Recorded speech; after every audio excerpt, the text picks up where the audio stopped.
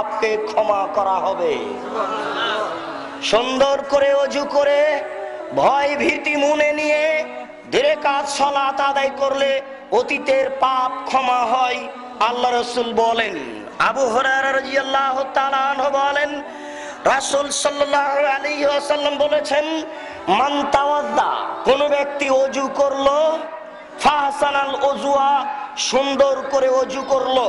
সুন্দর ওযু হচ্ছে প্রত্যেক অঙ্গকে 3 বার করে ধৌত করতে হবে, 3 বার পানি দিতে হবে এ কথা নয়। কবজি পর্যন্ত ধুইতে গিয়ে যদি 10 বার পানি লাগে তা দেন। সম্পূর্ণ অঙ্গ ভিজিয়ে দেওয়ার নাম হচ্ছে একবার ধোয়া। ভিজা অঙ্গকে ভিজানোর নাম হচ্ছে দ্বিতীয়বার ধোয়া। ভিজা অঙ্গকে আবার পানি দিয়ে ধোয়ার নাম হচ্ছে তৃতীয়বার ধোয়া। 3 বার পানি নিতে হবে, এই সিদ্ধান্ত বাতিল। ভিজা অঙ্গকে ধুইতে হয়, এর নাম দ্বিতীয়বার। ভিজা অঙ্গকে ধোয়ার নাম হচ্ছে তৃতীয়বার ধোয়া।